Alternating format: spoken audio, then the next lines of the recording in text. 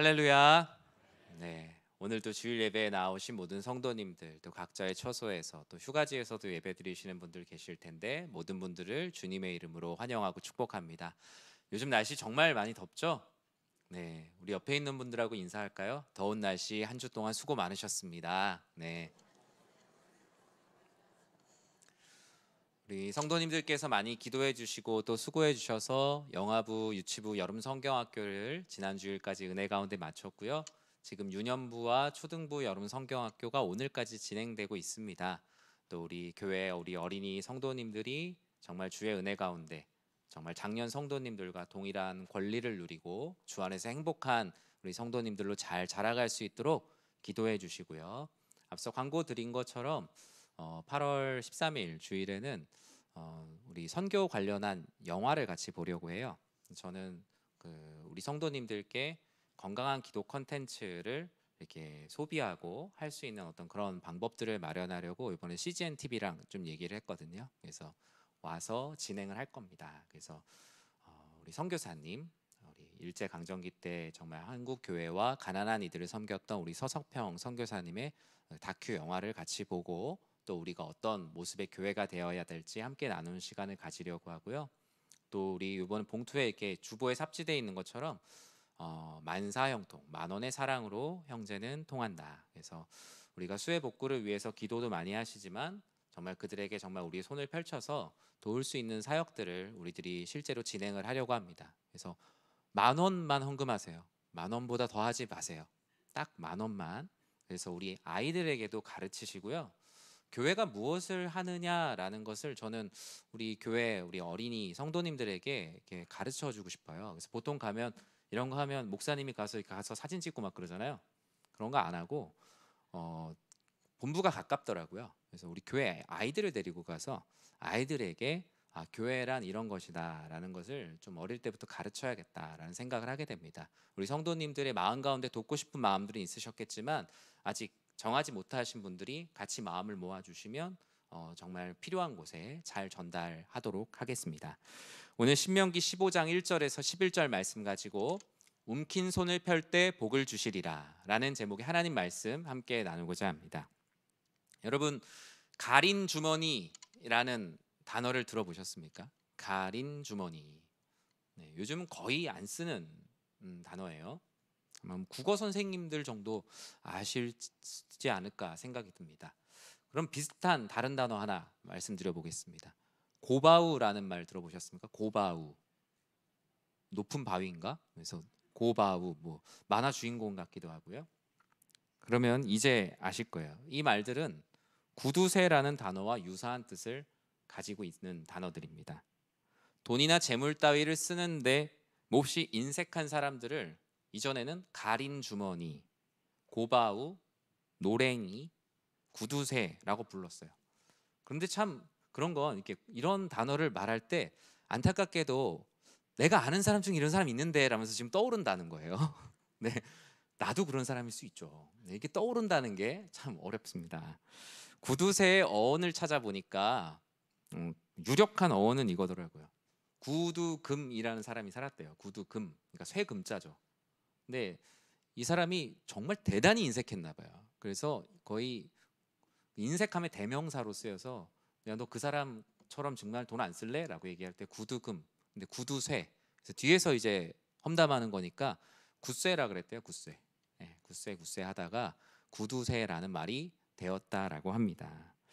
여러분 하루에 얼마를 쓰시고 하루에 얼마를 나와 나의 가족이 아닌 다른 이들에게 베풀며 살아가고 계십니까? 물론 생활의 염려와 어려움으로 인해서 또 재정의 팍팍함으로 인해서 돌볼 수 없는 여유가 없다라는 것이 사실 더 마음이 아픈 일이죠. 주어진 형편 안에서 알뜰하고 근검절약하고 살아가는 것은 분명히 잘하고 있는 삶입니다. 오히려 장려해야 되죠. 쓸데없는 지출을 금하고 충동구매와 과소비를 되도록 하지 않고 정직하게 세금을 납부하고 빌린 돈을 꼭꼭 갚고 필요한 용처에 돈을 사용하는 것은 너무나 건강한 경제 생활이라고 할 수 있습니다. 그러나 충분히 베풀며 살 수 있음에도 불구하고 오직 자기 자신만을 위해서 움켜쥐고 살아가는 삶은 하나님께서 권하시진 않으신 것 같습니다. 자기 물건이 있어도 남의 물건을 사용하는 걸 더 즐겨하는 사람이 있어요. 목적이 없이 그냥 돈을 모으는 자체가 목적이 된 경우도 많습니다. 돈 모으는 것 자체를 우상으로 여기며 살아가고 돈을 지위 삼아서 내 지위를 올리는데 돈을 밑에 발판으로 삼아서 돈이 없는 사회적 약자를 괴롭히는 경우도 우리는 많이 보게 되죠. 우리는 이런 삶을 통칭해서 인색한 삶이다라고 말합니다. 근데 일찍이 교회는 인색을 단순히 사람의 특성 정도로 얘기한 것이 아니라 교회는 이것을 영적인 병, 마음의 병, 그리고 죄라고 간주를 했어요. 수천 년의 교회사에서도 이 인색을 죄라고 말했다고요. 성경의 수많은 곳에서도 인색은 돈을 사랑하여 재물을 하나님으로 섬기는 가장 대표적인 외적 증거로 인색을 말하고 있거든요. 단테의 신곡이나 이런 데 봐도 소위 7죄종, 7가지 대죄라고 말하는 그 죄의 뿌리 가운데 인색이 포함되어 있어요. 모든 죄의 뿌리가 되는 7가지 죄가 있다라고 말했거든요. 첫 번째가 교만, 인색, 질투, 분노, 음욕, 탐욕, 나태. 그 중에 대표적인 그 죄가 인색이 포함이 되어 있어요. 그런데 이 7죄종을 극복하기 위해서 1614년에 스페인 출신의 예수의 신부 판토아가 중국 북경에서 선교할 때 쓴 일종의 수덕서죠. 이 수덕서 7극을 보면 7극의 이러한 죄의 근원을 어떻게 극복할 건지 그가 기도하면서 쓴 책이 있어요. 그 책 7극에 보면 이렇게 말합니다. 겸극오, 겸손으로 교만을 극복한다. 사극린, 나눔으로 인색을 극복한다. 인자함으로 질투를 극복한다. 인내로 분노를 극복한다. 정결로 음욕을 극복한다. 절제로 탐욕을 극복한다. 근면으로 나태를 극복한다. 인색이라는 죄를 극복하기 위해서 나눔이 필요하다라고 말했습니다. 인색은 사극린, 나눔으로 인색을 극복한다라는 것이죠. 그러나 우리가 앞서 말한 것처럼 우리의 인색이라는 죄는 스스로 극복하기가 참 어렵습니다. 이 인색을 극복하기 위한 마치 마라톤의 페이스메이커 같이 우리들에겐 가이드가 없으면 우리는 저절로 인색해지는 수밖에 없어요. 인간의 죄성으로 인해서 인색함은 그냥 순리거든요. 가만히 있으면 저절로 인색해지기에 마련이에요. 하나님은 너무나 우리를 잘 아셨기 때문에 극복의 가이드로 우리와 함께 하시며 오늘 본문의 말씀을 통해서 가이드 하십니다. 1절과 2절 말씀 같이 한번 읽어보겠습니다. 매 7년 끝에는 면제하라. 면제의 규례는 이러하니라. 그의 이웃에게 꾸어준 모든 체주는 그것을 면제하고 그의 이웃에게나 그 형제에게 독촉하지 말지니 이는 여호와를 위하여 면제를 선포하였음이라. 아멘. 인색을 극복하기 위해서 오늘 본문은 재물과 매인 관계를 풀라라고 말씀합니다. 하나님은 인색을 극복하기 위한 인간의 최대 이상향으로 면제의 선포를 말씀하셨습니다. 충격적이죠. 그런데 성경에서 가장 많이 말씀하고 있는 가치는 사랑과 평안과 자유입니다. 오늘 본문에서 말하는 면제라는 이 개념 안에 하나님의 사랑과 그리고 평안과 그리고 인간을 자유하게 하는 자유함이 동시에 담겨 있어요. 오늘 본문을 이해하려면 사실 안식년에 대한 설교를 먼저 해야 되는데 뭐 다 할 수는 없지만 땅도 안식이 필요한 것처럼 모든 관계에도 안식이 필요하다라는 것입니다. 하나님은 특히 체주와 형제 사이에 얽힌 모든 빚을 면제하되 빚을 면제할 권한이 있는 체주가 그 역할을 주도하라라고 말씀하고 있습니다. 근데 그러면 빌려준 사람 입장에서 너무 억울하잖아요. 실제로 이 법이 유대인들 사이에서 마치 율법주의자들이 하나님 말씀을 악용하는 것처럼 악용을 많이 했어요. 7번째에 면제되면 어떻게 했어요? 6년째 막 빌리고 다니는 거예요. 어차피 7년째 다 면제되니까. 도덕적 해이, 일종의 모럴 해저드가 발생할 수 있는 상황입니다. 물론 오늘날 시대에 이 말씀을 똑같이 적용할 수는 없지만 이 말씀이 바라보고 있는 이상향이 무엇인지 우리는 분명히 알아야 되죠. 왜 하나님께서 이런 말씀을 하셨을까? 그것은 빌려준 사람과 빌린 사람 모두 재물의 메인 사람들이라는 거예요. 결국 우리가 인색함을 극복하기 위해서는 재물에 매여 있는 모든 관계를 주기적으로 끊어야 된다라고 말씀하십니다. 여러분, 큰 돈을 빌려줘 본 분도 계실 것이고 큰 돈을 빌려본 분도 계실 겁니다. 그나마 뭐 정부나 기관이나 은행에 빌려보면 좀 괜찮은데 사람한테 빌린 돈은 사람 사이의 관계를 변형시키죠. 그런데 빌린 사람만 재물에 매일까요? 빌려준 사람도 매입니다. 빌려주고 빌린 돈, 결국 돈 하나에 빌려준 사람, 빌린 사람 모두가 다 족쇄가 채워져서 끌려다녀요.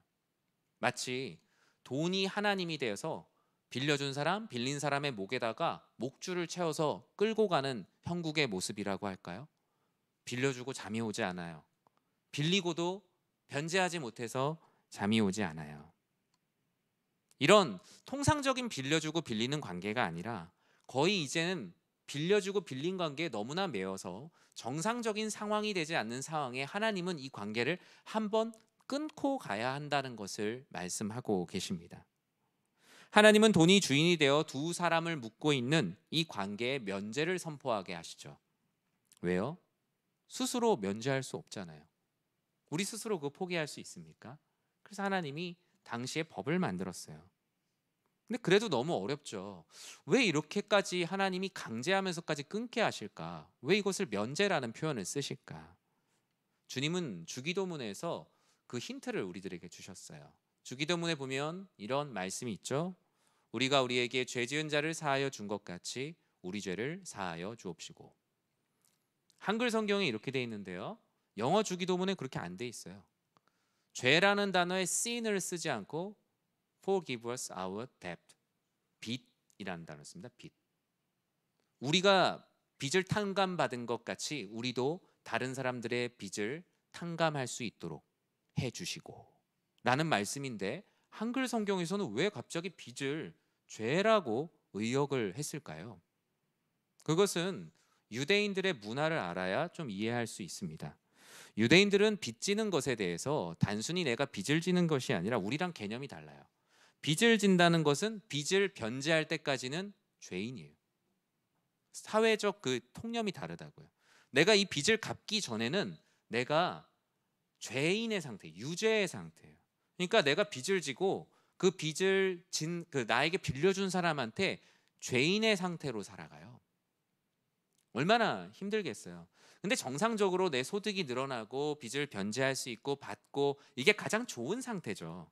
그런데 오늘 본문에서 말하는 건 좋지 않은 상태예요. 빌렸는데 갚을 수가 없어요. 갑자기 가족 중에 누가 병들었어요. 아니면 내가 하고 있는 일터가 사라졌어요. 내가 아프기 시작했어요. 빚을 변제할 수 없고 이 빚에서 벗어날 수 없는 영락 없는 죄인의 상태. 마치 예수 그리스도의 십자가가 없이는 스스로 구원할 수 없는 죄인의 상태와 너무나 닮은 거예요. 그래서 주님께서는 제자들에게 이렇게 기도하라라고 말할 때 그렇게 가르치신 거예요. 너희에게 내가 너희 빚을 면제해 준 것처럼 너희도 빚진 자들을 면제해 주라고 그렇게 기도하라고. 왜요? 스스로 할 수 없으니까. 하나님께 그렇게 기도하면서 이 이상향을 향해 같이 나아가자라고 말씀합니다. 그래서 마태복음 13장에 예수님이 용서란 무엇인지 가르칠 때 어떤 말씀을 하셨죠? 죄의 종류나 죄를 얘기하지 않으시고 돈 얘기를 하셨단 말이에요. 어떤 얘기예요? 1만 달란트 빚진 자 얘기 아시죠? 갚을 수가 없어요. 그런데 그걸 탕감해 줬단 말이에요. 그런데 이 탕감해 준 사람이 어떻게 합니까? 그와 비교할 수 없는 작은 빚을 진 친구에게 찾아가서 용서해 주는 것이 아니라 뭘 잡아요? 멱살 잡습니다. 그것이 바로 사람이에요. 그래서 우리는 하나님의 은혜가 필요해야만 누군가를 위해서 그런 사랑을 할 수도 있는 존재예요.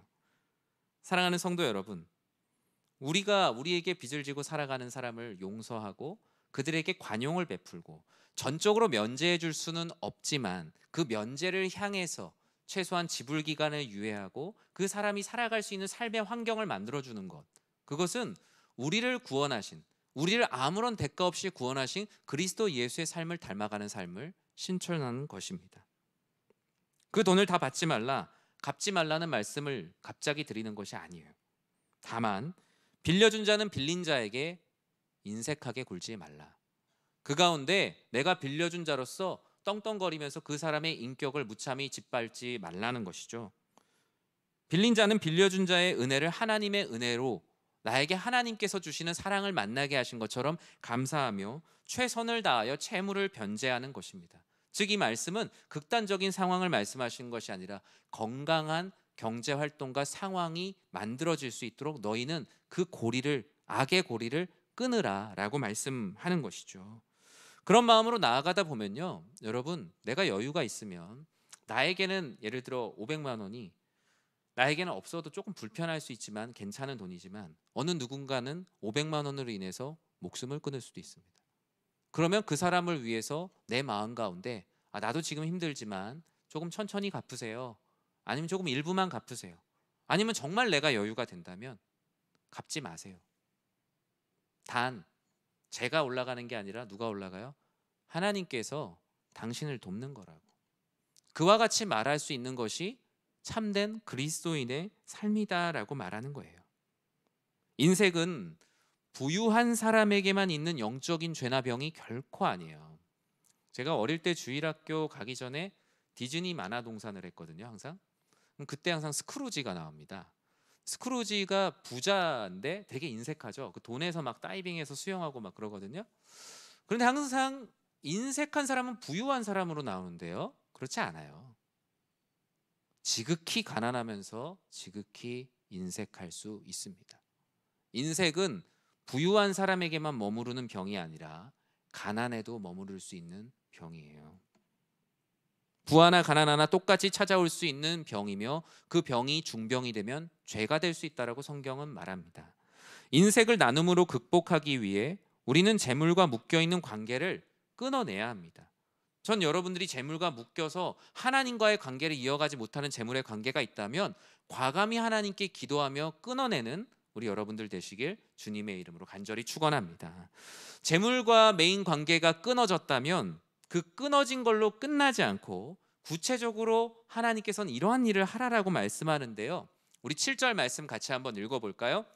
내 하나님 여호와께서 내게 주신 땅 어느 성읍에서든지 가난한 형제가 너와 함께 거주하거든 그 가난한 형제에게 내 마음을 완악하게 하지 말며 내 손을 움켜쥐지 말고. 아멘. 인색을 극복하기 위해 오늘 본문은 두 번째로 움킨 손을 펼치라 라고 말씀합니다. 재물에 매여 있는 우리의 영혼의 족쇄를 풀었어요. 누군가의 면제의 자비로 내가 자유해졌어요. 여러분 그런 생각 많이 하시죠? 내가 이 빚만 좀 대출만 다 갚으면 내가 정말 많은 사람들한테 나누며 살 텐데. 그런데요, 그거 안 됩니다. 대출을 다 갚잖아요. 그럼 이제 나도 좀 쌓아가야지 라고 생각하는 게 사람의 지극한 품성이에요. 사람은 다 그렇습니다. 사람은 빚을 갚고 나서도 스스로 인색을 극복할 수 있는 존재가 아니에요. 누군가의 은혜로 빚을 탕감받았음에도 불구하고 다시 목적 없이 나도 재물을 쌓고 싶어 하는 것이 사람입니다. 사람만 그런가요? 교회도 그래요. 마치 1만 달란트의 빚을 탕감받았지만 훨씬 적은 빚진 친구를 찾아가서 그 100데나리온을 받아서 내 금고에 채우고 싶은 게 사람의 모습이에요. 왜 그럴까요?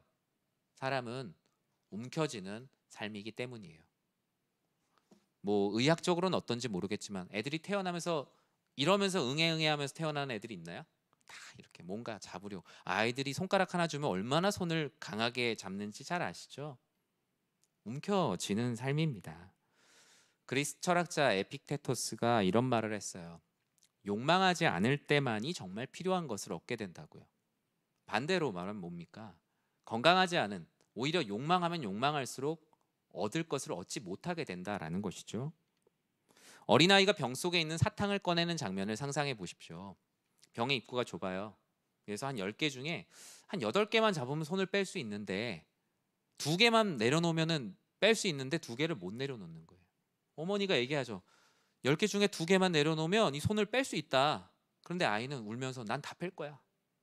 내가 이 유리병을 땅에다 쳐서 깨서라도 난 10개 다 가져갈 거야. 그런데 그 모습이 어린아이의 모습뿐인가요? 우리의 모습도 그렇죠. 2개만 내려놓으면 8개를 가져갈 수 있는데 2개를 못 내려놔서 8개도 못 가져가고 병을 낑낑 끼고 살아가는 것이 우리들의 모습 아닐까? 우리들의 움켜진 삶의 모습이 아닐까요? 주님은 이렇게 낑낑대고 있는 우리에게 보다 강력하게 권면을 하십니다. 우리 11절 말씀을 같이 한번 읽어보겠습니다. 땅에는 언제든지 가난한 자가 그치지 아니하겠으므로 내가 내게 명령하여 이르노니 너는 반드시 내 땅 안에 내 형제 중 곤란한 자와 궁핍한 자에게 내 손을 펼지니라. 아멘. 여러분, 세상이 참 많이 좋아졌죠. 절대적 가난에서 이젠 벗어나 이제는 내 주변에 가난한 사람이 없어요 라고 말씀하시는 분도 많이 만납니다. 제가 우리 교회 와보니까 비교적 우리 교회가 가난한 성도님 비율이 좀 적어요. 그러나 시대가 어떤 시대가 되었든 우리와 함께 숨쉬는 이들 중에 가난한 분들은 너무나 많아요. 경제적 가난뿐만인가요? 마음이 가난하고요. 주님의 그 놀라운 사랑을 알지 못하면 모두 다 가난한 분들입니다. 주님께서는 그 가난한 자들에게 움킨 손을 펼치라고 말씀합니다. 미혼모 가정, 한부모 가정, 큰 병으로 인해 경제적으로 고통받는 가정, 변제하지 못하는 고금리의 빚으로 인해 한숨도 편하게 잘 수 없는 가정. 어떤 교회들은 교회가 무이자로 그 가난한 성도님들에게 돈을 빌려주는 사역도 해요. 건강하게 변제할 수 있는 프로그램을 만들어서 또 건강하게 변제받은 것을 가지고 또 돈이 필요한 분들에게 빌려주는 사역도 합니다. 이들 모두에게는 모든 것을 변제하시는 십자가 예수님의 사랑, 그 복음의 근원으로부터 오는 놀라운 사랑을 경험해 봐야 되거든요. 한 교회의 이야기를 제가 나눕니다. 목사님께서 부임을 하셨어요. 20년 전에. 근데 교회 빚이 500억이었다 그래요. 저는 사실 놀랐어요. 교회가 어떻게 500억의 빚을 질 수 있지? 빚 지는 것도 능력이라 그러죠. 여러분 지금 당장 가서 500억 빚 지고 싶어도 질 수가 없어요. 빌려주는 사람이 없으니까. 교회가 500억의 빚을 졌다는 겁니다. 부임을 해보니까 이자로만 당시에 매달 5천만 원을 은행에다 납부해야 됐습니다. 목회 초기에 목사님은 이자 상황에 대한 압박으로 목회를 할 수가 없었대요. 뭐 하나 할 수가 없는 거예요. 전도를 하려고 해도 목사님 빚 갚아야 됩니다. 구제를 하려고 해도 안 되고 선교를 하려고 해도 안 되고 가슴이 두근두근 이유 없이 뛸 때가 많았고 누워서도 이자 걱정, 식사하시면서도 이자 걱정을 하셨다고 합니다. 온 교회는 모일 때마다 이자 걱정을 했다고 합니다. 근데 어느 날 목사님이 기도하시다가 이건 아니지, 교회가 이럴 바에는 이건 교회가 아니지라는 생각을 하셨다고 해요. 그래서 교회 직분자들을 다 모아놓고 재직했대. 교회 재정 상황에 대해서 투명하게 공개를 했대요. 지금 우리 교회는 이 정도의 차입금이 있고 매달 이 정도의 이자를 내고 있습니다. 그리고 우리 주님께 모든 것을 맡기고 교회다운 교회로 한번 사는 인생인데 한번 해보지 않겠냐고 성도님들에게 공유를 했대요. 성도님들은 교회가 사실 그렇게 어려운지도 모르고 계신 성도님들도 많으셨다고 합니다. 투명한 재정 공유가 되니 성도님들은 십시일반 마음을 모으고 교회는 재정 상황에 아주 크게 어려움이 없다면 교회가 해야 될 일들을 시작했다고 해요. 복음을 전하고 지역사회에 구제를 하고 가난한 이들을 돕고 전도를 하는 일에 교회 재정의 비율을 단계적으로 높여갔습니다. 그러다 보니 많은 비난이 있었다고 해요. 목사님 빚만 갚으면 더 빨리 갚을 수 있는, 지금 헌금이 엄청 많이 들어옵니다. 목사님 빚만 갚으면 지금 다 갚을 수 있습니다. 시간을 많이 당길 수 있습니다. 그런데 왜 선교합니까? 왜 구제합니까? 왜 전도합니까? 목사님이 어느 날 집에 와서 생각해봤는데 내가 목사인데 선교를 하고 구제를 하고 전도하는데 왜 이렇게 속상한 얘기를 들어야 되지라는 생각도 들었지만 또 어려움이 많이 있으니까요. 지금 그 교회는 우리가 너무나 잘 아는 교회거든요. 아주 존경받는 교회가 됐어요. 그런데 결과적으로 지금 존경받는 교회가 아니라 저는 그 일을 시작한 순간부터 이미 세상으로 존경받는 교회, 하나님께서 칭찬하시는 교회로 이미 그때부터 시작을 했다라고 생각이 돼요. 저는 사랑하는 우리 교회가 그런 교회가 되길 진심으로 축복합니다. 교회뿐만이 아니라 여러분의 삶도 그런 삶이 되기를 전 진심으로 기도해요. 아버지 하나님 안에서 우리가 어떤 삶을 살아갈 것인가, 우리가 움킨 손을 펼 때 아버지 하나님께서 그 편 손에 복을 주신다라고 말씀하고 있지 않습니까? 저는 그 말씀을 믿고 하나님 앞에 한 번뿐인 인생을 살아가는 우리 성도님들이 되시길 진심으로 축복합니다. 말씀을 맺습니다. 하나님은 인색을 극복하기 위해 내가 주장할 수 있는 권리를 포기하고 움켜진 이 손을 펴는 이들의 나눔을 통한 계획이 있어요. 나눔은 하나님을 만나는 통로가 되는 거예요. 내가 누군가에게 나눠줘서 우리 교회 이런 교회야, 많이 나눠줘서 뭐 우리 교회는 대단한 교회, 이런 게 아니. 그러면은 그것은 성경적인 나눔은 아니죠. 내가 누군가를 도울 때 나는 사라지고 오직 하나님만이 남는 거죠. 신방을 다니다 보면 믿지 않는 가족분들을 많이 만납니다. 구제를 하다가 또 이제 그 성도님이 너무나 감사합니다라고 말씀을 하실 때 같이 신방에 동행하셨던 성도님들은 꼭 그런 말씀을 하시더라고요. 이거 저희가 돕는 게 아니라 하나님께서 도와주시는 거예요. 저희는 그저 전달하는 것뿐이에요. 그것은 정말 겸손의 말씀이 아니라 정말 하나님께서 우리를 그렇게 사용하고 계시는 것이죠. 나눔은 사람에게만 해당하지 않습니다. 나눔의 동력은 먼저 하나님께 적용이 됩니다. 나눔이란 표현보다 하나님께는 드림이라는 표현이 맞겠죠? 조심스러운 말씀이지만 저는 하나님 말씀이기 때문에 담대하게 전합니다. 여러분, 하나님 앞에 인색하지 마십시오. 그것은 헌금의 크기를 말하는 것이 결코 아니에요. 하나님 안에 아버지 하나님께 드리고자 하는 내 마음이 인색해지면요, 하나님의 사랑이 희미해져요. 그러나 하나님께 인색하지 않고 아버지 하나님께 드림으로 그 인색함을 극복할 때 비로소 나를 구원하신 하나님의 사랑이 선명해집니다. 성경은 분명히 말씀하고 있어요. 이번에 우리 교회는 하나님을 만나는 통로로 우리가 사용될 수 있기 위해서 만사형통, 만원의 사랑으로 형제는 통한다라는 구제 사역을 진행합니다. 저는 이것을 한 번 하는 것이 아니라 이제 어떤 교회적 상황이나 사회적 상황에 따라서 갑자기 한 번씩 진행할 거예요. 제가 항상 말씀드리잖아요. 우리 교회가 이 지역 사회에 어떤 존재의 의미가 있는 교회인가? 이 땅 가운데 우리 교회가 있어서 존재의 의미가 있는가? 교회 담 옆에 있는 집에 우리 교회는 의미가 있는가? 그것이 바로 하나님 나라 거대한 것을 바라보는 첫 발걸음이 됩니다. 이것은 교회의 재정을 배부르게 하려는 것도 아니에요. 만원의 사랑으로 이 땅에 있는 형제들에게 하나님이란 분이 계시며 그분의 사랑이 이런 분들을 통해서 우리들에게 전해지는구나 라는 것을 깨닫는다면 그것은 놀라운 복음 전파의 사역이 될 겁니다. 하나님의 사랑을 통하게 하는 그 하나님 나라가 이 땅 가운데 임하며 주님께서 재림하시는 그날까지 우리가 감당해야 되는 이 사랑을 통하여서 주님께서는 그 편손에 너희가 그토록 추구하는 만사의 형통을 주시리라라고 말씀하셨기 때문이에요. 교회 재정이 어렵다라고 많은 교회들이 말합니다. 코로나 이후에 더 많이 어려워졌어요. 그러나 어렵다 하면서 우리의 곳간을 잠그면 우리는 재물의 관계에 매입니다. 우리 교회가 돈에 매인다고요. 그러면요, 전도도 선교도 구제도요, 다 비용으로 보여요. 제가 그렇더라고요. 보면 교회 재정 상황을 보면 전도, 하나님 사랑을 전하는 거잖아요. 비용으로 보인다고요.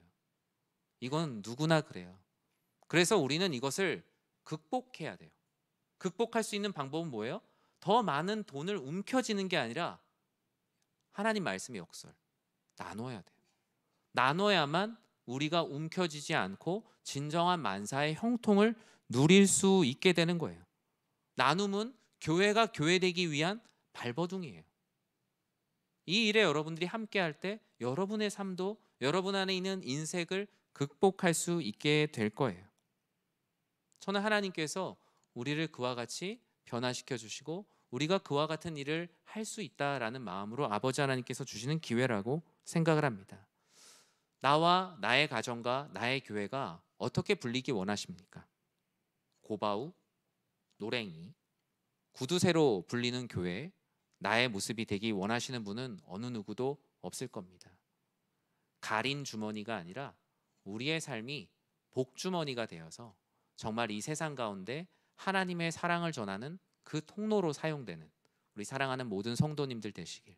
그 편손 안에 아버지 하나님께서 얼마나 많은 은혜를 주십니까?